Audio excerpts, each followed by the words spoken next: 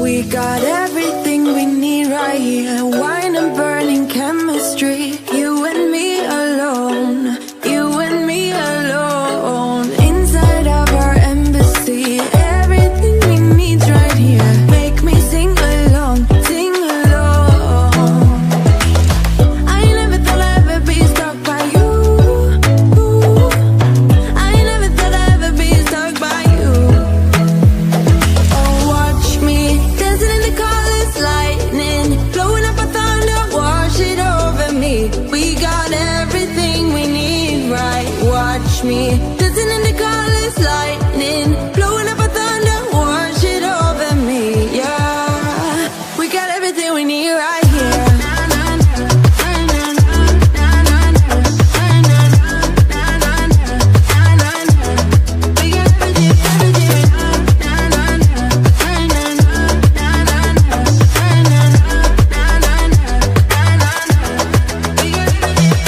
Moonlight on your naked skin, summer's blind us to giving. Where you wanna go, where you wanna go. Stars align onto your face, pretty sweet, your sour taste. Make me sing along, sing along. I never thought I'd ever be stuck by you. I never thought I'd ever be stuck by you. Oh, watch me dancing in the colors, lightning, blowing up a thunder, wash it over me. We got everything we need, right? Watch me dancing in the colors, lightning, blowing up a thunder, wash it over me. Yeah, we got everything we need right here.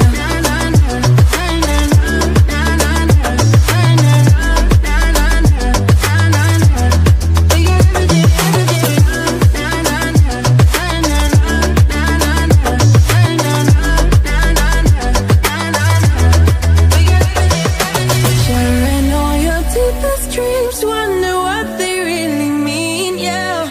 In the empty bottle lies all the answers. Write down all your memories, feel the things you wanna feel, yeah. In the empty bottle lies all the answers. Oh, watch me dancing in the colors, lightning, blowing up a thunder, wash it over me. We got everything we need, right? Watch me dancing in the colors, lightning, blowing up a thunder, wash it over me. Yeah, we got everything we need right here.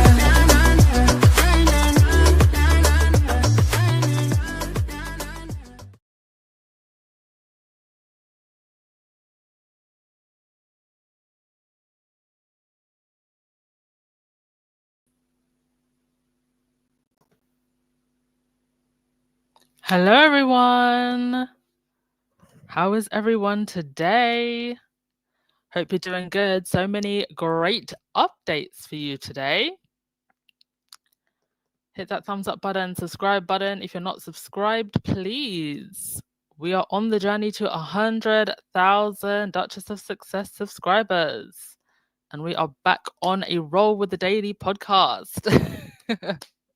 Thank you so much, everyone, for all of your amazing feedback on the rebrand and just the reigniting of energy on this podcast. Thank you for your comments, and I'm glad that you can feel that my energy is back, because it is, and I'm happy to be in this space again. All right, first and foremost, happy birthday to Harry. What a unique 41 rounds around the sun this man has had. Can you believe that William is older than him? William is 43, but he's looking at the granddad right now. My gosh. William needs to stop stressing himself. That's why he's looking the way that he is. By the way, let me know if my voice is too breathy or you're hearing too much popping. because I feel like the last 2 podcasts, my voice was quite breathy and I want to sort that out. I feel like I still have not found the perfect headset in 4 years. So we're still searching for the perfect headset and for the perfect mic. I feel like we'll get there eventually. We'll get there eventually. With Dr. 3.0, we will finally get the perfect headset. But just let me know how the sound is. Meghan did indeed post that picture of her man, with the caption, "Oh, hi, birthday boy." Somebody said that this picture, let me give you a better close up. Yes. Somebody said that this picture was taken. What was the note that they said? That this picture was taken 10 years ago? Let's see if I can find what that person said. From his birthday on September 15th, 2015, when Harry was 31. That's what somebody said, and maybe why Meghan chose that picture. I also love that they just chose an old picture. Meghan was like, "No, you're not going to get a new picture of my man on his birthday. You've gotten enough pictures and enough material the last week." And nobody was looking forward to a picture from Meghan on her podcast. On her Instagram than the British tabloids. They were hoping and waiting for something. Well, they got something, but probably not what they wanted. They've had more than enough material this last week. I'm sure that Papa Sussex had a fantastic day. Archie's big now. I think Archie's big enough to make some waffles for Papa. I hope he had a great day. And do you know what? I wouldn't be surprised. This is just my guess because Harry was away. If he came back and they were all like, "Surprise!" and had a surprise party waiting for him. I don't know. Nonetheless, I'm sure it was a great birthday for him. Surrounded by friends, and friends become family, and his family. I think one of the cruelest things that the tabloids have tried to do is create this narrative that Harry is emotionally homeless. Like he has nothing and no one. All right. Next thing. Oh, some more pictures coming out of Harry's Ukraine visit. This one from Katerina, the ambassador of the European Union to Ukraine. She posted some pictures with this on Twitter. She said, "This weekend, we welcome Prince Harry not for protocol, but for people. We spoke about the resilience, rehabilitation, and the Invictus spirit." And you could just really sense that they appreciated him being there. I mean, he was invited. And it was really interesting to read from that Guardian article. If you haven't read it, make sure you do. It was just fascinating to read what a celebrity and figure that Harry has become there. And it's because of the impactful work that Invictus are doing. I feel like do you know what? I was gonna say I feel like Invictus should post more, but I just don't look at their page enough. That's what it is. I don't look at their page enough. But I also feel like we should get more video stuff, more content. Because it's like I feel like people don't really get a sense of what Invictus are doing on the ground. It's the same with Archwell. I don't know why they don't still have an Instagram yet. I don't know why they don't. I mean, I think they started collecting newsletter sign-ups. And I don't think I've gotten a newsletter from Archwell for a while. I do think they need a YouTube channel. Because I feel like Harry and Meghan are doing so much, but beyond the squad, it's not getting the full recognition it deserves. Like, stuff gets out, and obviously people can see pictures of Harry in Ukraine. They can see all the things that they, do when they go on tours and stuff. But I feel like some added social media presence, especially from Archwell, would help. And I think more of the day-to-day stuff that's going on the ground in places like Ukraine, and they're building a center in Nigeria, Abuja. I feel like we just need more of that, more of content. And then it even helps pages like myself get that out there. Because we know that the tabloid press, they don't want to cover that because it's not salacious. Also, oh yeah, and the black and white pictures. This was by let me just get his name, give him his credit. Pictures by Ukrainian creative director Mushe Sironian. Gorgeous pictures. Miss Anne Harry-Ann was also in the UK, by the way, taking pictures of Harry. So go and check out his pictures. Miss Anne's always posting on Instagram. He left Twitter, but he's always posting on Instagram. He was actually following me on Twitter, by the way, at one point. But he doesn't follow me on Instagram. Okay, next thing. William. William and the orange guy. Now, the orange guy has a state visit, which, I think it actually starts today. Let me just check. Does it start today? When does it start? Oh, it starts the evening of tomorrow. So yeah, he's flying in, and William has a special job apparently to welcome him.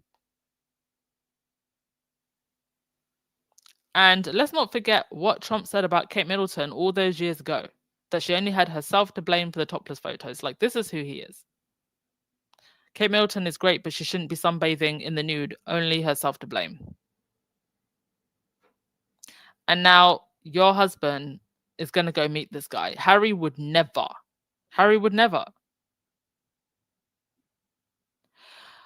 Now, for those of you who are not in the UK, or you haven't seen the reports coming from the UK, due to a certain broadcaster being boomed and unalived, that has galvanized the outright here. They had quite a massive turnout, one of the biggest that I've seen for the far right in the UK ever, I think. Over 100,000 in central London. Elon Musk actually called in via a live link. And this is all in reaction to that broadcaster being unalived. And the scenes from that were just so apocalyptic. People urinating all over the place, just gross. And now following that, Trump is the orange guy is going to come to the UK tomorrow. I would hope that, I mean, it's shameful that he's coming, but he is the US president. I would hope that he has enough diplomacy in him to just stay quiet and not stoke the flames even further. I saw some of the footage from that outright march, and it was very concerning. So William will be greeting him when he lands. I wonder if I was thinking about how does this look in terms of optics for the royals to be welcoming the orange guy. Now, obviously, there's an element to which I guess duty and protocol and whatnot, they have to. Well, they don't actually have to, but they will, because the US is the UK's biggest major ally. But how does this look optically, especially in light of the events of the past week? Do you think, and I want your opinion, do you think that it will help the royals with their core base, who do tend to veer a little bit more to the right? Mind you, the very, very far outright, like the QAnon type of folks, they don't like the royals at all. They have all types of interesting opinions about the royals that I will not talk about on this podcast. But they don't like the royals. But there is a portion of the royal fan base that has always, I think, steered more to the right. So do you think that it will, William and Charles meeting with the orange guy, and also I think Kate is going to go off somewhere with the orange guy's wife, do you think that will help their image with that group of people? Do you think that group of people doesn't really care that much? Do you think it will further damage their reputation with people who are more central and left leaning, ambivalent about the royals, don't like the royal? I mean, for those who don't like the royals, this is not going to help them at all. What are your thoughts? I'd love to hear your thoughts. Does this help them in any way, or does it just make them look worse? Mind you, there's also meant to be a large turnout of protesters, of anti-orange guy protesters. And there was someone who went around. I'm wondering, can I get the video? I don't know if the sound, I don't want to risk playing it. But there's a video of, there's this group of activists based in London, and they went to Windsor Castle and they were putting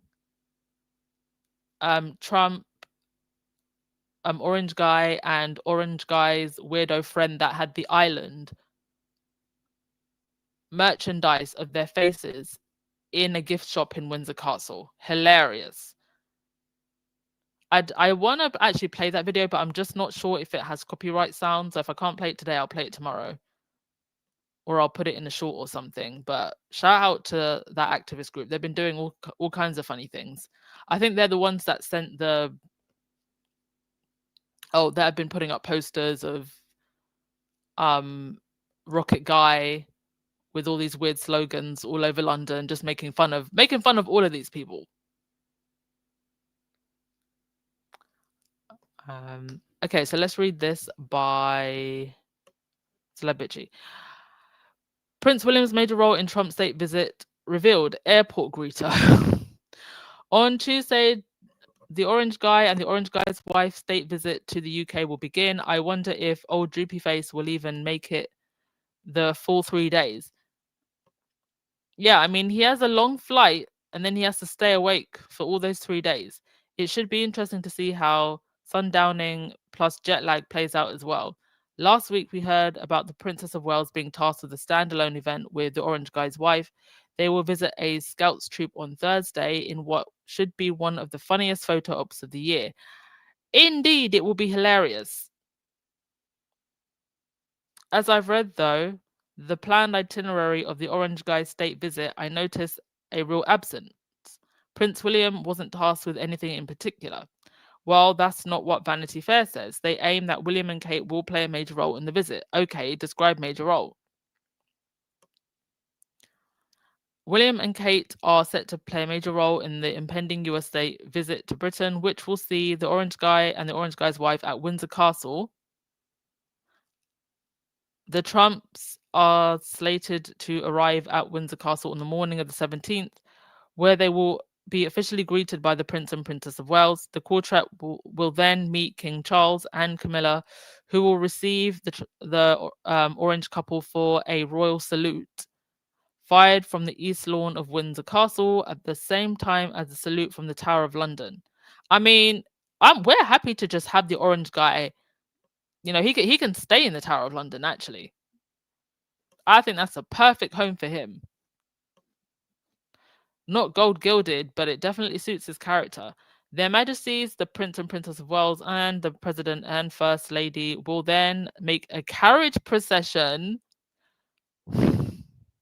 through the Windsor estate towards the castle. A carriage procession for what? Which was also the site for French President Emmanuel Macron's state visit to Britain this summer. Both nations' anthems will play as the procession moves on. Okay, I'm not going to read the whole thing. I think they're going to have lunch in the state dome with various members of the royal family. So I'm guessing Sophie and Edwina will get dusted off and they'll get to come as well. Kai Sama will be there and his wife. There will be a fly past. Oh, that's a good £6 million worth of taxpayer money with military jets and the Red Arrows. And then obviously the state banquet. And this will be the second state banquet that the orange guy gets to have. Now, who remembers at the last state banquet? Do you remember who showed up? Let's see who had good memory. Who is the interesting person that showed up at the last state banquet? Rose Hambury showed up at the state banquet, our favourite Rose, with Sarah No Neck Niggling Feeling Vine. Who remembers that? I'm actually more interested in who else is going to be there. Because that seems to always be the real tea.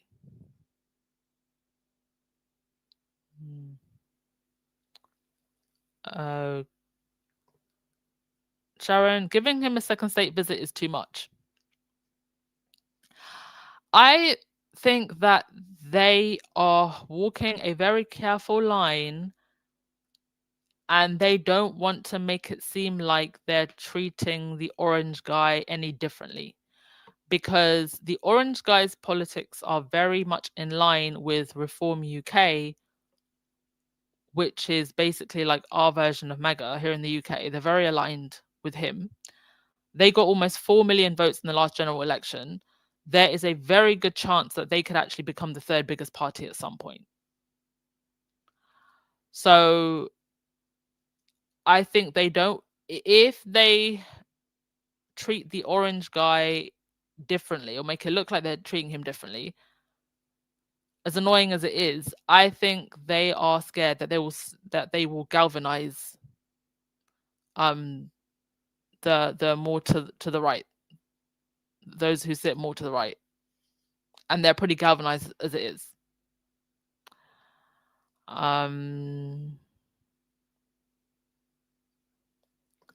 Antoinette, you said, and technically the orange guy is not going to respect William because he's not the top dog. He only looks up to people who have authority. Willie Leaks don't have authority, his father does. Indeed.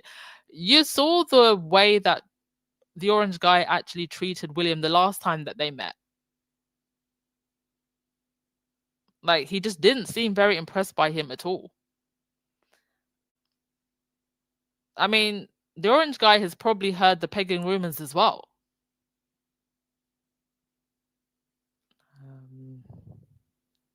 It's been very quiet where Rose is concerned. I think she actually exited the picture some time ago. Last time we saw her, wasn't she at the coronation, sitting behind Camilla's husband?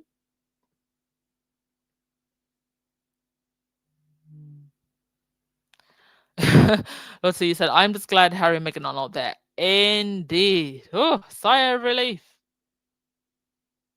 Not anywhere near these crazy people.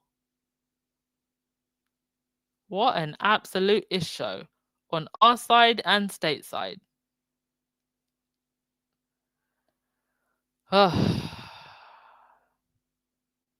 Okay. Did I even finish reading that article? One sec. Okay, so it ends by saying, again, what are the major roles for William and Kate? It sounds like Kate actually has more to do. Considering she has a standalone event with floaters, it also sounds like the Windsors are just doing a copy and paste from the Macron's visit. Almost everything is the same. The only difference is Kate didn't have an event with Bridget Macron, and the orange couple are getting a much shorter and more localized carriage ride. Okay, that's one thing that they cut down on that.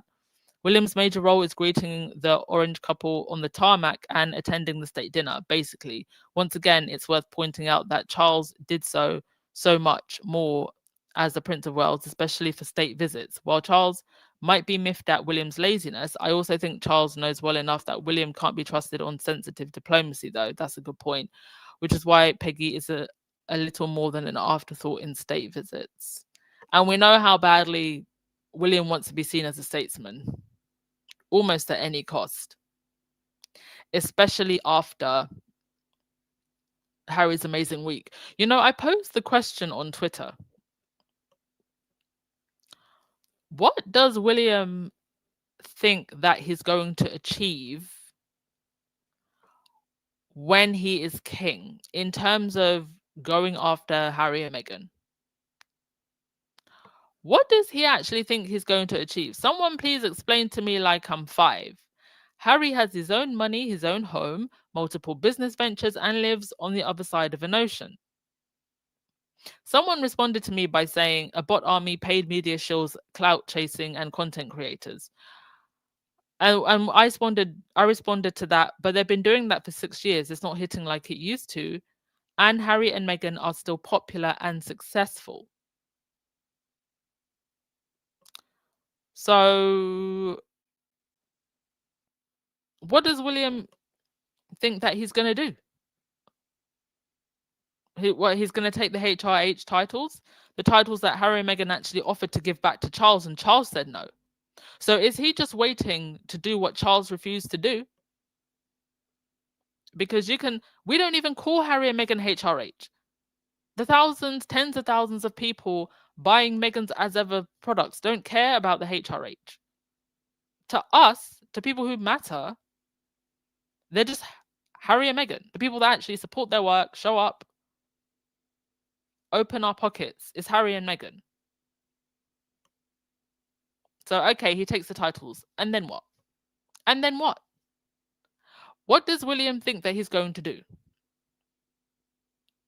What does he hope to accomplish? The only thing he's going to accomplish if he continues with this obsession over his younger brother and his sister-in-law is the destruction of himself. Let me just check some other people's responses to the question that I put out. Somebody else said, that's what I keep wondering. Somebody else said, Willie probably thinks he will be able to remove the titles like every idiot in the UK who reads the tabloids thinks. He will try and ban him from entering the UK, but won't succeed. I mean, I think trying to ban him from entering the UK. Well, I don't see how he could do that.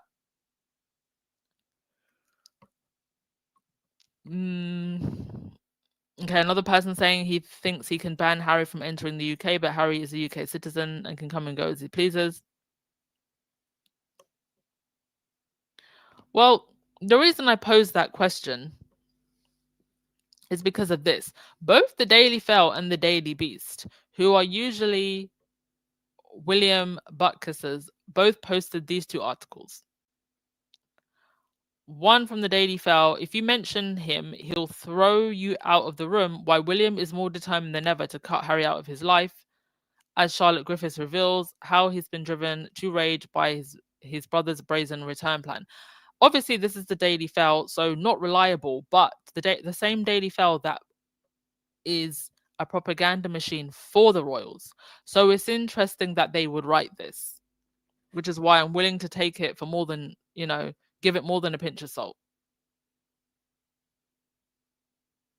Because they're usually in the royals' corner. So to see them write this, and also Tom Sykes of the Daily Beast to write this, that's really saying something. But this isn't the first time we've heard about William's feelings, his tempers. Even some of the other royal rotarats like Rob Jobson has written about this. And then we find out in Harry's Spare that William pushed him onto the floor. Pushed his own brother to the floor. So let's have a read of this from the Daily Beast, actually. The regular readers of the Royalists will not be surprised by this week's revelation that the most critical snoo of tension in the British royal family is not between Charles and Harry, but between Charles and William.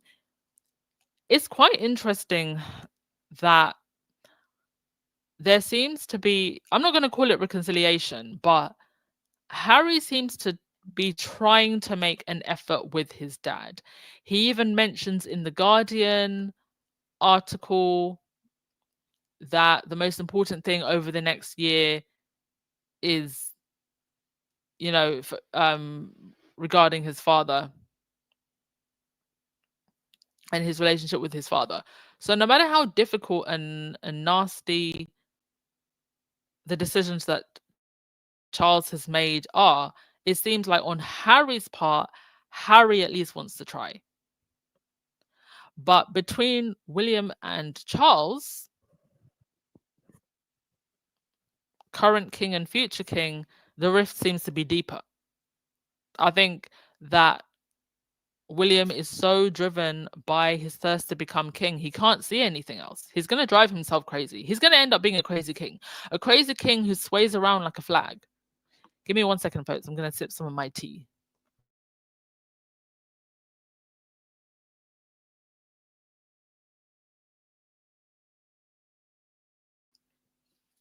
Okay, let's continue. The father-son conflict has, behind the scenes, driven many of the dramas of the past few years through the press. Though the press have been generally reluctant to spell it out. Yeah, because you've been too busy trying to distract us by bashing Harry and Meghan. Kevon Sims, thank you for the super chat. You said, according to Nana Akuya, who apparently is Harry and Meghan's accountant, Harry came back to the UK because he's broke. Listen, don't even listen to that lady. Isn't she engaged to a convict? A whole criminal. That's the best that she could get. Tina Brown pushed it into the open this week. Tina Brown, who, by the way, is usually a Harry and Meghan hater. So I'm not saying that any of these people are reliable about what they're saying about William, but the fact that they've gone from propaganda mouthpieces to now speaking like this, I think it says something. So Tina Brown writing on Substack that Charles is currently less irritated with Harry than he is with his elder son and heir. Somehow, William's parenting dedication always seems to be couched as a tactic criticism of the king's own paternal deficiencies. And after 5 confirmed family vacations in the past 7 months, damn, 5 family vacations in the past 7 months, William's first week back diary pulsated with 2 outings, a father-daughter outing to women's rugby, and a stroll through the Natural History Museum gardens. Charles, despite his battle with cancer, has carried out official engagements on 175 days during the past 12 months. Wow. Tina's insight backs up what the Daily Beast has been saying for weeks. On August the 31st, the Beast reported sources describing a very strained relationship between Charles, his son, and the heir. Put simply, William thinks Charles's monarchy has failed to modernize. He thinks it still radiates pompousness and looks out of touch thanks to Charles' love of uniform, and he disdains the prioritization of duty over health and well-being. Charles, meanwhile, believes William shirks the most basic element of the job, appearing in person across the country, rain or shine, and that his prioritization of family life over duty is inappropriate. Well, they have so many butlers, so much staff. They have all the time to go on vacation, but they can't do more work. Work with a small W, by the way, because royals don't work.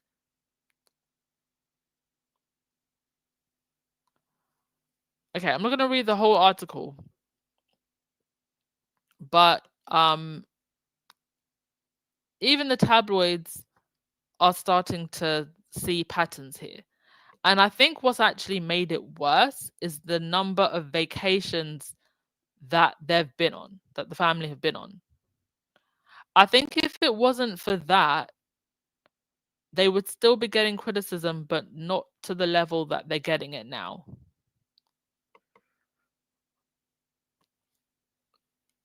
Very interesting.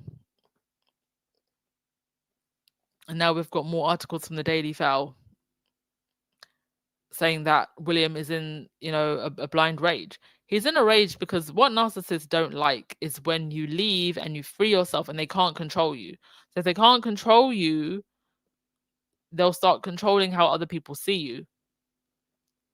And this is why every time Harry comes over, we just get a flurry of briefing in the weeks that follow. But I think even the tabloids are getting sick and tired of it. And maybe they're actually trying to send a message to William before he becomes king. We need more from you.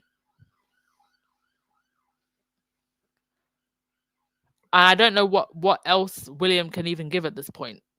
If you don't build, sorry, he had his time and Kate had her time, and they had their time together to build something from the time they got married, and they haven't done it. So what are they even going to do now? I don't know. Earthworms not sticking, shaping us, or whatever it is that Kate was doing that's not sticking. The biggest headlines in the last week have been about Kate's hair. Whole headlines and stories about Kate's hair. Kate ties her hair back. Kate ties her hair back while Meghan's running her business, being an investor, being a woman of substance, filming a whole show, filming a whole podcast, not using family life, by the way, because they've got 2 kids, not using family life as an excuse. But here you have 2 people with a whole staff, castle full of staff, and the family life always keeps being used as an excuse. But you've got all the time for vacations, but you don't show up enough. Oh dear.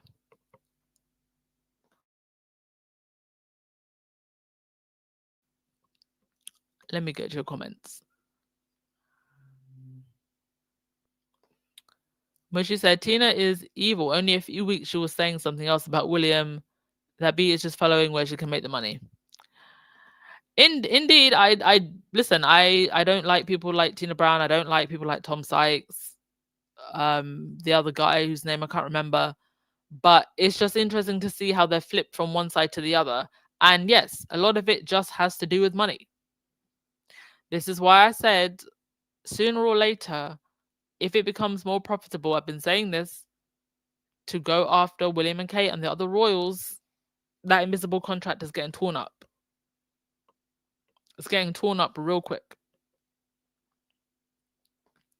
Kevon, William is always angry and rage-filled. It seems like it.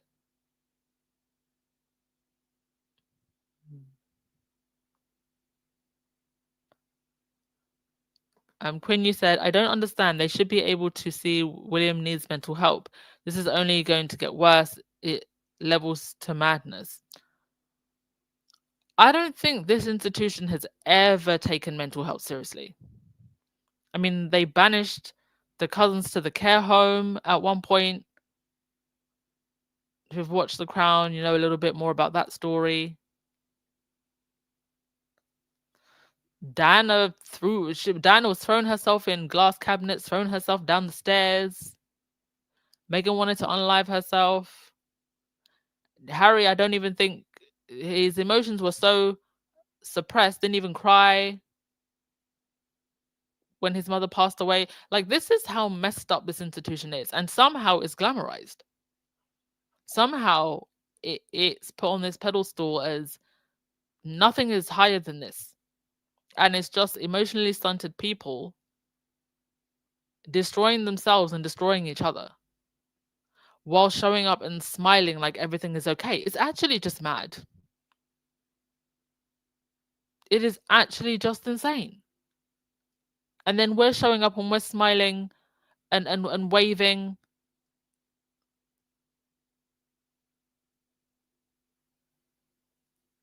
It's both sides are performing, is what I was trying to find the words to say. Both sides are performing. They're performing and we're performing. We are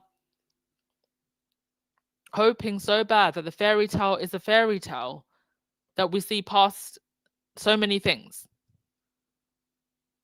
We see past the fact that there's a whole troll, a whole gremlin, a whole PDF file who was friends with men who have strange islands. And we ignore all that because we want this fantasy. Oh, the fantasy once glittered with gold and diamonds, and it's now been reduced to people tying their hair back.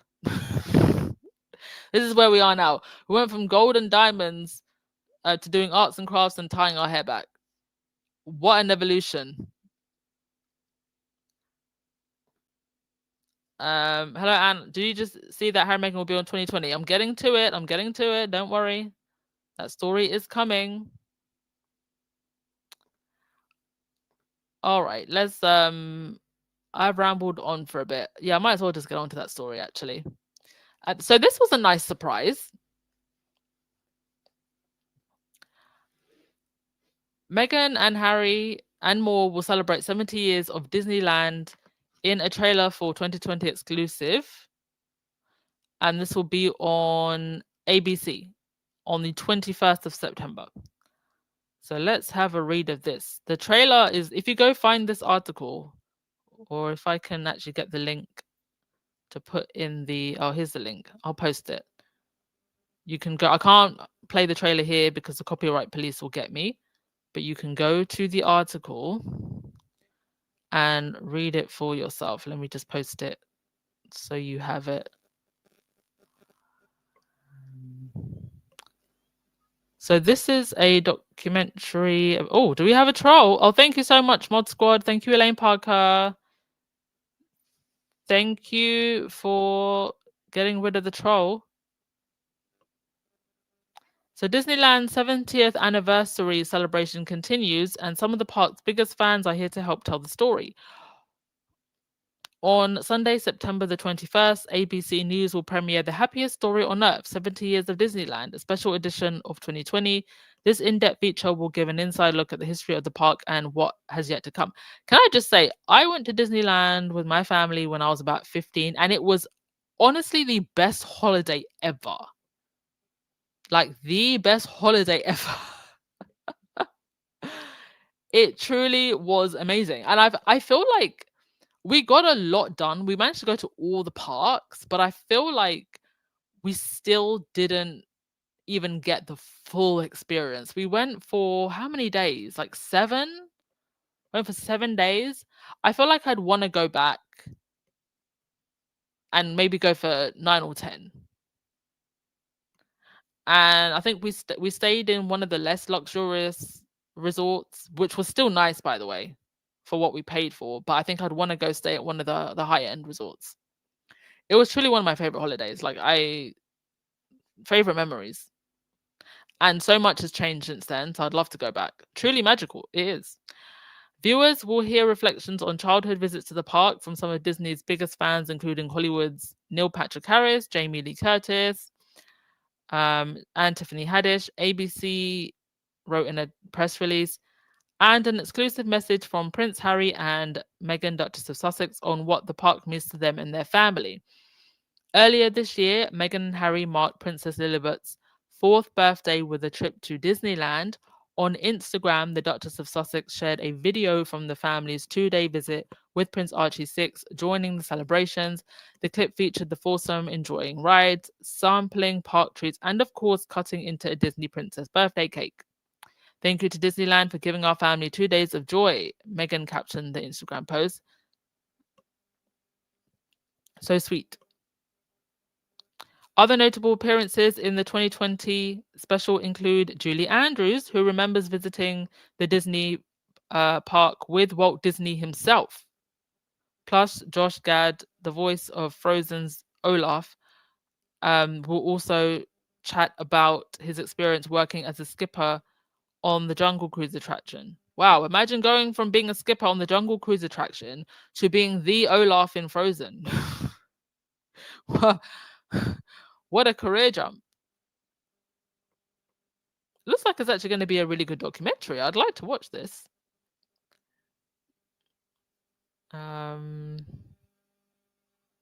Yeah. So that's something else to look forward to. And very much a surprise. And how good do Harry and Meghan look? Hello. Did Meghan darken her hair a bit? I feel like the tone of her hair is a bit darker. It looks almost black here. But they look fantastic. Just glowing. They're such an attractive couple. Okay, so there is that. And I don't think there's anything else. I think I've been through everything today. Yeah. Oh, one more thing I wanted to show you. As ever orders, it won't do well, they said. Nobody will buy it, they said. Well, here we are. Squaddies and other fans stocking up like we're going to war. I mean, I guess we are at some point. So might as well stock up on the marmalade and jam and wine, especially the wine. This is incredible. The person in the middle with all of the apricot, I don't know if that's the apricot or marmalade. Half of my order is here. Like, girl, that's just half. That's just half. Incredible. Thank you everyone for sharing. Keep sharing your orders.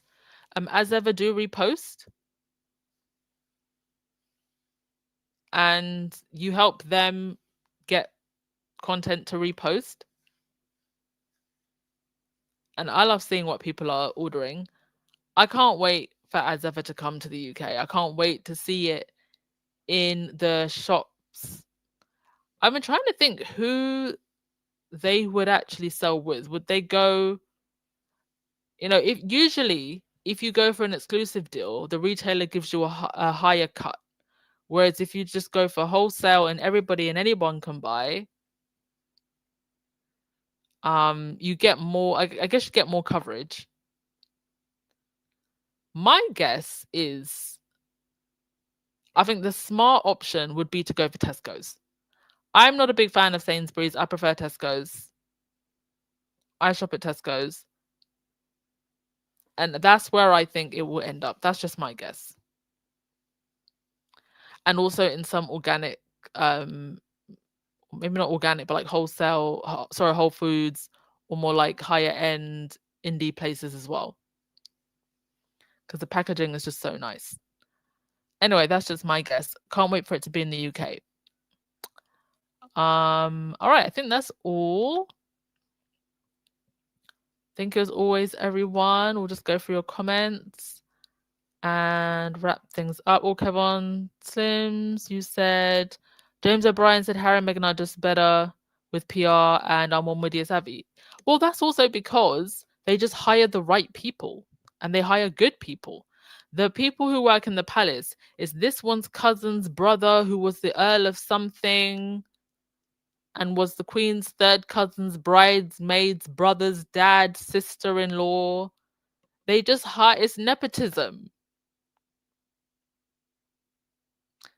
It's nepotism and game playing. Game of Thrones between a bunch of courtiers who just care about their position and title. Just a bunch of yes men and women in suits. Grey ones, according to Diana. And then you said that Harry and Meghan are aging backwards. Well, one thing's for sure, that their aging hasn't accelerated because they got out of that hellhole. In comparison to William and Kate, aging all the way forwards.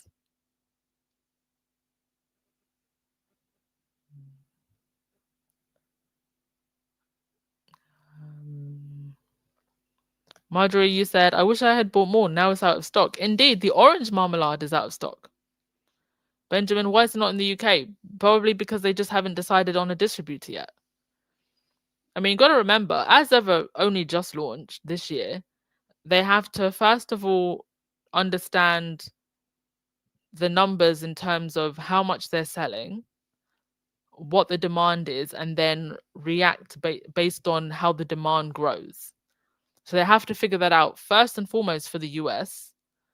And remember what Meghan said in her interview with Emily Gradey. They went from thinking about, okay, how are we going to get a couple thousand jars of each now versus, 1 million plus jars. And keeping the quality of the product while trying to mass produce. And then there are certain shipping companies that work specifically with food. And then there's the regulations for food, for shipping food. It's not the same as, shipping like clothing items or cosmetics. So yeah, and all of the back end logistics for that, warehousing and logistics for that. So that's why it's great that Meghan has Netflix as a partner, but it's still going to take some time. One thing I will say, just looking at their emails, looking at the social media, they definitely have a great marketing team. So now it's just for the back end warehousing, manufacturing, logistics to be put into place. Helen, do you really think it will be Tesco's? I think Harrods. I mean, they might have it in Harrods as well, but if you go into Tesco's, you've got the Tesco's Finest range, and then you do also have some. If you go into the bigger Tesco's, you do have some, like, I would say mid-high end products of certain products. Like you will find jam, not jam, maybe like honey, like the Akua honey, for like £20 in Tesco's. So I think in terms of price point, I think it could sit in Tesco's, but it will probably be in Harrods as well. Antoinette, and if you have ABC, you can watch the 2020. I don't have it, but I'm sure there will be a squaddy who uploads it via a link or something, so I'll watch it there. Or they might even put it on their YouTube, who knows. Antoinette, you said the shortbread cookies are to die for. I can't wait to try the shortbread cookies because I'm actually not a fan of shortbread. And everybody is saying that they love the cookies. So this might be the thing that makes me love shortbread whenever I get my hands on it.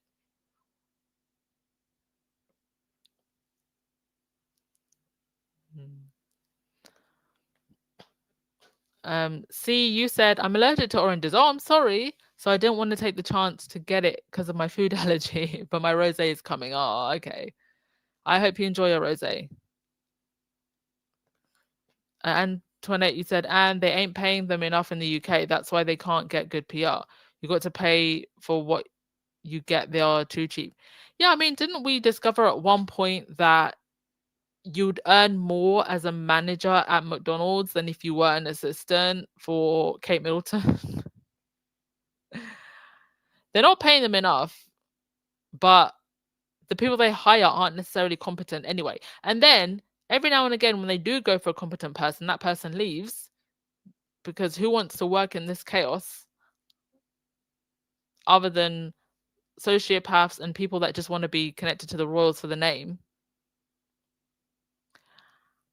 Or you have what happened with, there was a lady who worked for Jamie Oliver's PR and they brought her in, and that lady looked in the house, she looked around that palace and she said, nope. Almost as soon as it was announced that she was coming on board, she left again. Lady, you said I wouldn't trust the UK warehouse. Oh dear. We've really got trust issues, don't we? All right, folks, I'm going to let you go. I'm not even going to play the outro because I really want to go to sleep. Love you all. Thank you so much for showing up as always. I'm really happy to be in this new place now with the podcast again. Loving it. I hope you're loving it too. And I'll see you tomorrow. Ciao.